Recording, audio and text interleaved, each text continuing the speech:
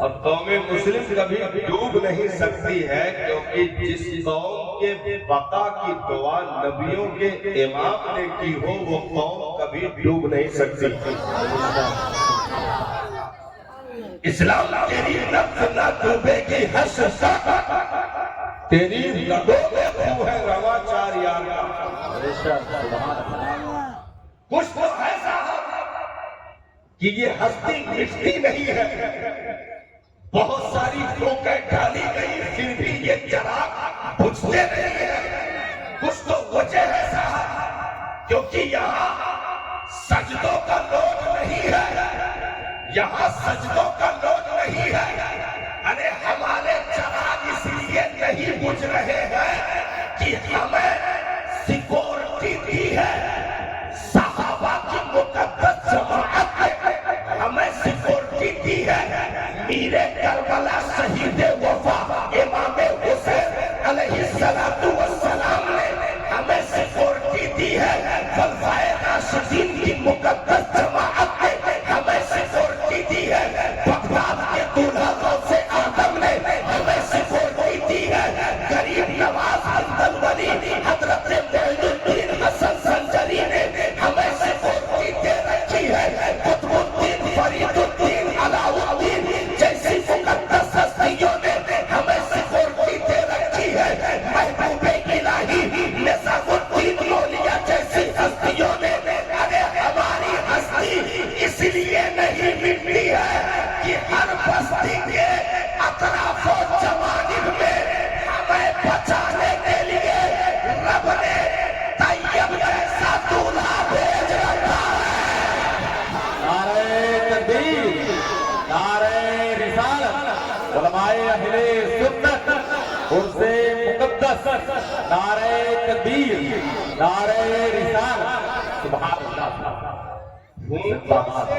फूंकों से ये चिराग बुझाया न जाए। सुभान अल्लाह। हाँ, हम गुनहगार तो हो सकते हैं लेकिन गद्दार नहीं हो सकते। हम गुनहगार तो हो सकते हैं, गद्दार नहीं हो सकते। इसलिए उर्से मुबारक की महफिलों में आपको दावतें दी जाती हैं, इकट्ठा किया जाता है कि नेकों की चौखट से करीब हो जाना भी नेकियों के समंदर में नहाने के बराबर है। नेकों की चौखट से करीब हो जाना नेकियों के समंदर में नहाने के बराबर है। अरे हम तो कटोरा लेकर के इसलिए उर्स की महफिलों में इन आस्थाने जात पर पहुंचते हैं कि कुछ खाली कासे में अताओं के कतरे डाल दिए जाए, क्योंकि ये चौखट सिर्फ अपने गिर्द तवाफ का मकसद नहीं देती, बल्कि जब चौखटों पर अताओं के कतरे कासे में डाले जाते हैं तो यहाँ से अजमेर का पता बताया जाता है, साबिरे पाक कलियर के दूल्हा की चौखट का पता बताया जाता है। जब वहां तक पहुंच जाओगे तो उन कटोरों में सिर्फ अताओं के कतरे डालकर बस न किया जाएगा, बल्कि अजमेर के दूल्हा की चौखट से कलियर के वाली की तुरबत से मदीने का पता दिया जाता है, मदीने के चौखट के हुस्न अता किए जाते हैं। और जब वहां पहुंच जाओगे तो फिर मौला के दर का पता बता दिया जाता है। वस्ले मौला चाहते हो तो वसीला ढूंढ लो, बेवसीला नजदियो हरगिज़ खुदा मिलता नहीं। अरे वस्ले मौला चाहते हो तो वसीला ढूंढ लो, अरे बेवसीला नजदियो हरगिज़ खुदा मिलता नहीं। इसलिए आज उस मुकद्दस चौखट पर हाजिर है। अरे हमने गौर किया, सजदे को देखा, हमने पढ़ा भी और वहाँ लगा हुआ है उसको भी हमने देखा, व्हाट्सएप पे भी मंगवा करके हमने देखा। तो एक चीज बहुत तेजी के साथ समझ आई। अगर आप भी परवास थोड़ी ऊंची करो तो इशारा करें, नहीं तो रात में 2:30 बजे इतनी बारीक चीजों पर इशारा, ये इशारा करने वाले की बेवकूफी हो जाएगी। लेकिन हम थोड़ी सी उम्मीद लेकर इशारा करते हैं कि यारा जो खुद तैयब हो, जिंदाबाद, जो खुद तैयब हो, जो खुद पाक साफ सुथरा हो, तो उस पाक दरिया से जो सेया निकलती है, पाक दरिया से जो सेया निकलती है, तो उस सेया को पहले दर्जे का बेटा कहा जाता है। और वहां से जब करम के छींटे आगे बढ़ते हैं तो फिर जहांगीर को सिर्फ जहांगीर नहीं बल्कि अशरफ का लक़ब दे करके यहाँ से लेकर के किचौजा के चौखट तक के जो पहाड़ों का पता दे दे, उसे सेया अशरफ और जहांगीर अशरफ कहते हैं। जिंदाबाद, नारे तकबीर, नारे रिसालत, उलमाए अहले सुन्नत, उर्से मुक़द्दस, नारे तकबीर, नारे रिसालत, सुभान अल्लाह। साहिबे मदार की जिंदगी के वो अनमोल लम्हे हैं जिसमें मखलूक खुदा को वो सैराबी अता की गई है। देखिए, सैराबी कई चीजों से हो जाती है, सैराबी कई चीजों से हो जाती है। सैराबी पेट भर खाने से भी है, सैराबी बहुत ज्यादा दौलत मिल जाने से भी है, सैराबी अच्छे मनपसंद लिबास के पहन लेने से भी है, सैराबी मखसूस चीजों के देख लेने से भी है। तो सैराबी तो बहुत सारी चीजों से हो जाती है, लेकिन असल जो सैराबी होती है वो मुस्तफा के इल्म से सैराबी है। असल सैराबी इल्मे बिने मुस्तफा की सैराबी है। असल सैराबी हदीस मुस्तफा के उलूम से सैराबी है। असल सैराबी कुरान के उलूम से सैराबी है। तो जो पानी खाने लिबास से प्यास बुझाए उसे दुनियादार कहते हैं। जो मुस्तफा के इल्म से उम्मत की प्यास बुझा दे उसे तैयबी दूल्हा कहा जाता है। सुभान अल्लाह, जिंदाबाद। गुब्बारा खरीदने में उर्स क्या गुब्बारे के लिए होता, उर्स क्या झूले के लिए होता, उर्स क्या कबाब पराठे के लिए होता, उर्स क्या हलवा पराठे के लिए होता है। ना ना, अगर इन मेले झमेलों को हमने उर्स का मकसद समझा तो हमसे बड़ा नादान कोई नहीं होगा। अरे इस भोले गुंबद पर लाइटों और कुमकुमों की जगमगाहट जो कई किलोमीटर दूर से दावते नजारा दे रहा हो, यहाँ आने का मकसद हलवा पराठा खाना नहीं है। यहाँ आने का मकसद मदीने वाले का फैजान लूटना है। तो हर आने वाले कामयाब हो जाए जरूरी नहीं है, लेकिन यहाँ पर आने वालों कामयाबी किसे कहते हैं हम उसे बता दें। अरे यहाँ जब आए थे जिंदगी की जो हालतें थी, पलटने के बाद अगर मन हल्का, निगाह सुथरी और वजूद में नेकियों का असर दिखने लगे तो समझ लेना कि उर्स में आना कामयाब हो गया। नहीं, इसलिए तो नहीं इकट्ठा किया जाता कि आपको फोटो खिंचवाना है और वहां जमा करना है कि इतने लोग पहुंच चुके हैं। नहीं साहब, यहाँ तो मामला ये है जिसे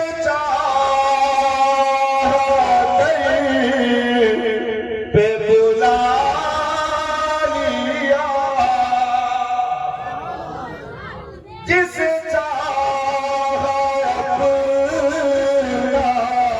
बना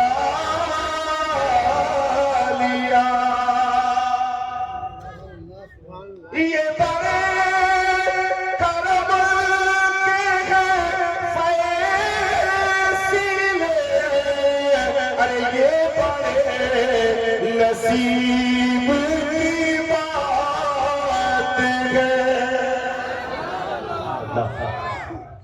तो बुला भी लिया और नवाज भी दिया, तो ये मुकद्दर की चीजें हैं साहब, मुकद्दर की चीजें हैं।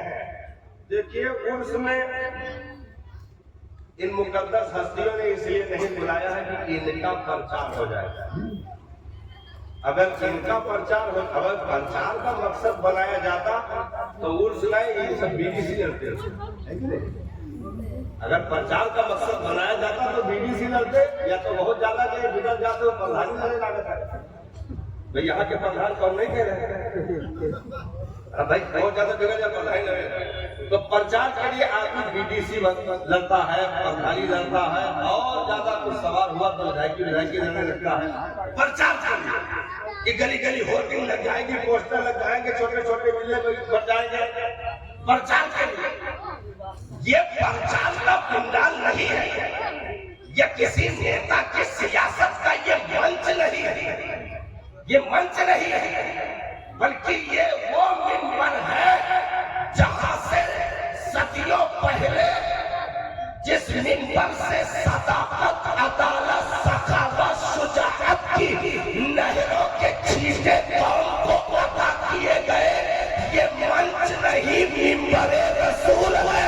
यहाँ प्रचार नहीं बल्कि जन्नत का कुर्ब दिया जाता है। यहाँ अपनी हस्ती नहीं चमकाई जाती, आने वालों का मुकद्दर चमकाया जाता है।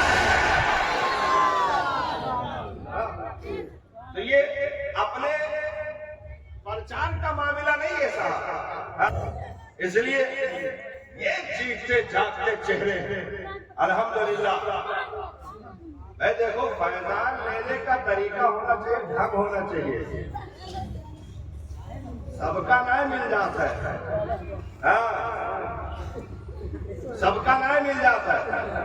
वो के लिए ढंग चाहिए, उतीरा चाहिए, तरीका चाहिए, और कुछ ऐसे अंदाज बना लो, ऐसे अंदाज बना लो कि मांगना ना पड़े, खुद ब खुद फैजान कटोरे में डाल दिया जाए कि इसे भी दे दो, बहुत देर से पड़ा हुआ है, इसे भी अता कर दो। तो कम से कम वो अंदाज बनाए कि नवाजिशों की बारिश हो जाए। भाई दिल्ली की जमीन पर वो दौर था जब हजरत निजामुद्दीन औलिया महबूब इलाही अलैहिस्सलाम का ज़ाहिरी शबाब का दौर चल रहा था, और वो अमीर खुसरू, हजरत अमीर खुसरू का मामला यह है कि हिंदुस्तान की मिट्टी, खासकर हिंदुस्तान की मिट्टी अमीर खुसरू जैसा मुरीद आज तक पैदा न कर सकी,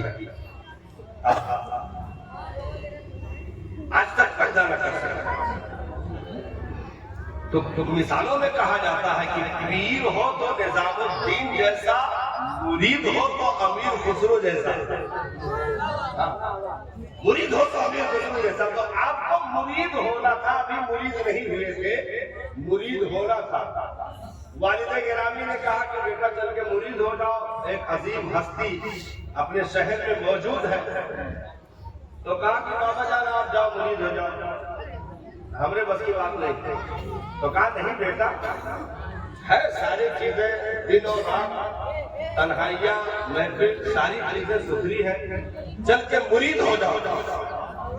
तो हजरत अमीर खुसरू वालिद गिरामी के कहने पर तैयार तो हुए, लेकिन एक शर्त लगाई और कहा कि मैं ऐसे मुरीद नहीं होगा, आप अंदर जाइए, आप मुरीद होइए, मैं बाहर चौखट पे बैठा हूँ, बाहर चौखट पे बैठा हूँ, जब मौका गनीमत होगा या जो मेरी मंशा है वो पूरी होगी तो मैं खुद ब खुद मुरीद हो जाऊंगा। गौर कीजिएगा, तोहरे बतवाना भाई, तोहरे बतवाना, हमें बतवा। तो ये जो है मंशा पूरी हो जाए, हमारी मर्जी पूरी हो जाएगी तो हम मुरीद हो जाएंगे। जो तमन्ना लिए हम आए हुए हैं, तो हजरत अमीर खुसरो के वालिद गिरामी अंदर गए, हुजूर महबूब इलाही से मुलाकात की, कदमों में बैठ गए और बाहर कई दरवाजों के बाहर जो सदर दरवाजा था, उस सदर दरवाजे के एक चौखट जो है बाजू को पकड़ करके टेक लगा के यूं बैठ गए, सर झुका लिया, आंखें बंद कर ली, आंखें बंद कर ली। तो महबूब इलाही के अताओं का समंदर तो जारी है, जो जा रहा है मुसाफा कर रहा है, उसके कटोरे के एतबार से उसे दिया जा रहा है, उसे नवाजिशें मिल रही है, उसे अताओं का खजाना दिया जा रहा है, ये सारी चीजें तो हो रही है। लेकिन जो महबूब इलाही के निगाहों के सामने भी बज़ाहिर ना हो, चौखट के एक बाजू को पकड़कर किनारे आंखें बंद किए बैठा हो, लेकिन अंदाज ऐसे अपनाया हो कि दिल ही दिल में फारसी जबान में ये कहना शुरू करे अशार की सूरत में कि आपकी ड्योढ़ी में एक कबूतर आया है, आपकी ड्योढ़ी में एक कबूतर आया है, अगर इजाजत हो तो अंदर आ जाए। बात पहुंच रही है? आपकी ड्योढ़ी में एक कबूतर आया है, अगर इजाजत हो तो अंदर आ जाए। ये बात आपने अपने मन में की, जोर से भी नहीं बोला, और बहुत दूर बाहर चौखट पर बैठे थे, अंदर ही अंदर कहने लगे अगर इजाजत हो तो ये कबूतर अंदर आ जाए।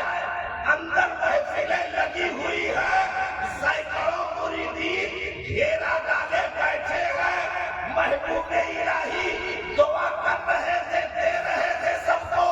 अचानक मुस्कुरा पड़े और कहा एक पठान का बच्चा बाहर बैठा है, उसे अंदर बुला लो। एक पठान का बच्चा बाहर बैठा है, उसे अंदर बुला लो। जब खादिम ने आकर कहा चलो सरकार ने बुलाया है, अरे तो अमीर खुसरो गोया रक्स कर रहे हो, झूमते हुए कहा अमीर खुसरो तेरे दिल की मुरादें पूरी हो गई। अरे वो पीर पीर कैसा जो मुरीद के दिलों से खबरदार ना हो, तेरा पीर बेमिसाल है, जिसने खुसरो के दिल के तख्ती पर लिखी हुई तहरीर को पढ़ लिया है। गए और कदमों में निशावर हो गए, जाकर के मुरीद हो गए, जाकर मुरीद हो गए और पूरी जिंदगी पीर के कदमों में गुजार दी। तो ऐसा अंदाज भी बनाओ साहब की अताओं का वो सिलसिला जारी हो कि खाली कासे भर दिए जाए। इसलिए दर्द दिल पैदा करो इन मुकद्दस चौखटों पर। जहां कहीं भी हिंदुस्तान में किसी भी वली की चौखट पर जाना हो तो कम से कम इतना अपने आप को संभाल लो। अच्छा, एक चीज और याद रखना, हम तकरीर कर रहे हैं, अभी तकरीर हम कर रहे हैं, थोड़ी सी और बात बची है, थोड़ी सी और बात बची है भाई। उलमा के लिए तकरीर नहीं हो रही, आपके लिए है सब है, ये सब मुसले हैं, ये सब बड़े लोग बैठे। तो एक चीज और, हर एक के लिए नवाजिशों का सिलसिला अलग अलग होता है, उसकी अपनी क्या क्षमता है, क्या कैपेसिटी है, उसी एतबार से उसे दिया जाता है। जैसे मजमे सहाबा में अगर कोई सदाकत के पोस्ट पर बैठने की मलका रखता था तो उसे अबू बकर सिद्दीक कर दिया गया। तो जिसके बर्तन की जो कैपेसिटी थी उसी एतबार से दिया गया। तो ऐसे ही वली की चौखट पर भी बर्तनों की कैपेसिटी देखी जाती है और नवाजिशों के अलग अलग अक़साम है, हर एक को बराबर नहीं दिया जाता है, बल्कि उसके जो उसकी क्षमता है, उसकी ताकत है, उसके एतबार से उसे दिया जाता है। तो अब वो बात जो बताना चाह रहा था, वो बात ये है, तो जिस दुकान पे जो माल मिलता है हम वही लेने जाते हैं, ऐसे ही जिस चौखट पे जो मिले वही मांगना भी चाहिए और वही उम्मीद लेकर आना चाहिए। हमने चंद सालों में गलत चीजें समझ ली और जो जहां नहीं मिलता है हम वो वहां मांगने चले गए और हम गुमराह होने लगे। कैसे? क्योंकि ठहर कर एक बात याद रख लीजिए, आमाल के बिगड़ने से कोई गुमराह नहीं होता है, बल्कि अकीदा बिगड़ने से गुमराह होता है। आमाल बिगड़ने से जो फासिक होगा, बड़ा गुनहगार होगा, फासिक के मौलिद होगा, वो सारी चीजें हैं, लेकिन अकीदा जब बिगड़ेगा तो गुमराह हो जाएगा।